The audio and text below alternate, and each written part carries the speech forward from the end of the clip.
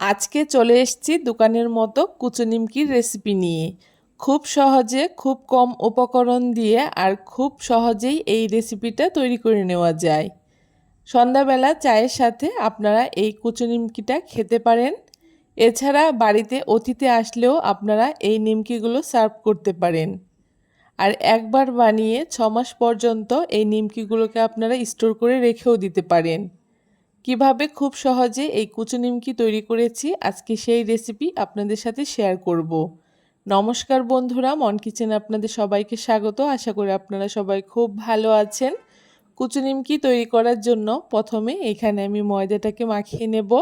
তার জন্য ছোট বাটির 2 বাটি ময়দা নিয়ে নিয়েছি। মোটামুটি এখানে 400 গ্রাম মতো ময়দা আছে।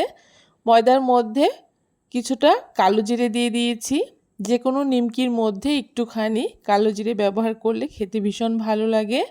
তার সাথে সামান্য একটু নুন আর 2 চামচ মতো তেল দিয়ে খুব ভালো করে ময়দাটাকে ময়ান দিয়ে নিয়েছি। যখন দেখতে পারবেন খুব সুন্দর একটা মুঠো তৈরি হচ্ছে তখন বুঝতে পারবেন ময়দাটা খুব ভালো করে ময়ান দেওয়া হয়ে গেছে। এখন এখানে অল্প অল্প জল দিয়ে একটা সফট ডো তৈরি করে নেব। ডোটা খুব বেশি শক্ত আবার খুব বেশি নরম করলে হবে না, একটা সফট ডো তৈরি করে নিতে হবে। তাই একবারে অনেকটা জল না দিয়ে অল্প অল্প জল দিয়ে এই ডোটাকে তৈরি করে নিতে হবে। ডোটাকে তৈরি করে নেওয়ার পরে ঢাকা দিয়ে আমি 10 থেকে 15 মিনিট মতো রেখে দিয়েছিলাম। আর 10 মিনিট পরে দেখুন ময়দাটা কত সুন্দর সফট আর খুব সুন্দর সেট হয়ে গেছে। এখন একটা কাঠের টুকরোর উপরে আমি ময়দাটাকে নিয়ে নিয়েছি আর একটা ছুরির সাহায্যে ঠিক এইভাবে করে একই সমান করে 4টে টুকরো করে নিচ্ছি। একটু বড় করেই আমি ময়দার ডোটাকে টুকরো করে নিয়েছি, আপনারা চাইলে ছোট টুকরোও করে নিতে পারেন। এখন প্রথমে একটা ময়দার ডো নিয়ে হাত দিয়ে এইভাবে করে একটা গোল্লা পাকিয়ে নিচ্ছি আর তারপরে এর উপরে বেশ অনেকটা ময়দা নিয়ে নিচ্ছি। ময়দা দিয়ে যদি এই লিচিটাকে বেলে নেওয়া হয় সেক্ষেত্রে কিন্তু রুটিটা খুব পাতলা হবে। আর নিমকি তৈরি করার জন্য রুটিটাকে খুব পাতলা করে তৈরি করে নিতে হবে। রুটি পাতলা হলে নিমকিগুলো খুব সুন্দর ফুলকো ফুলকো হবে। আর নিমকিগুলো কাটার পরে একটার গায়ে একটা লেগেও যাবে না, তাই একটু বেশি করে ময়দা দিয়ে এই রুটিটাকে বেলে নিতে হবে। এখন যতটা সম্ভব পাতলা করে বেলনির সাহায্যে রুটিটাকে বেলে নিচ্ছি। আর দেখতেই পাচ্ছেন রুটিটা আমি কত পাতলা করে বেলে নিয়েছি। এখন নিমকির শেপ দেওয়ার জন্য একটা ছুরির সাহায্যে ঠিক প্রথমে এরকম লম্বা লম্বা করে কেটে নিচ্ছি।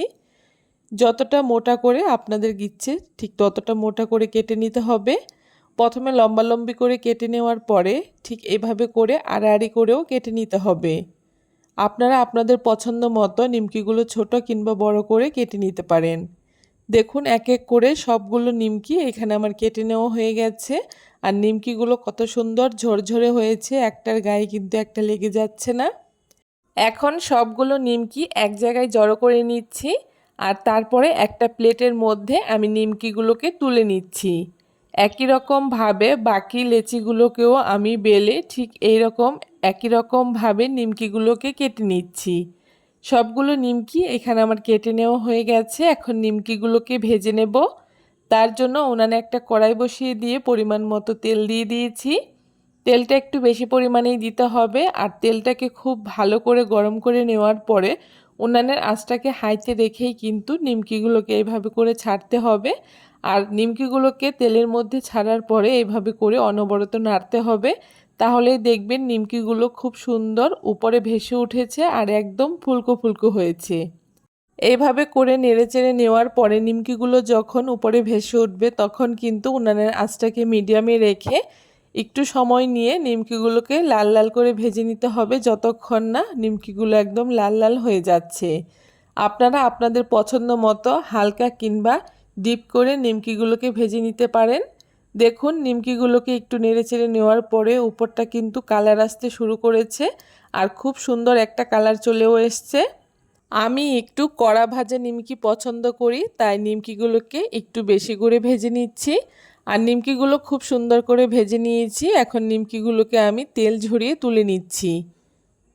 এইভাবে করে সবগুলো নিমকি আমি তেল ঝরিয়ে তুলে নিচ্ছি আর বাকি নিমকিগুলোকেও আমি একই রকমভাবে উনানের আঁচটাকে হাইতে রেখে এইভাবে করে ছেড়ে দিচ্ছি আর তাহলেই দেখবেন নিমকিগুলো খুব সুন্দর হবে। এই বাকি নিমকিগুলোকেও আমি লাল লাল করে ভেজে তুলে নিচ্ছি।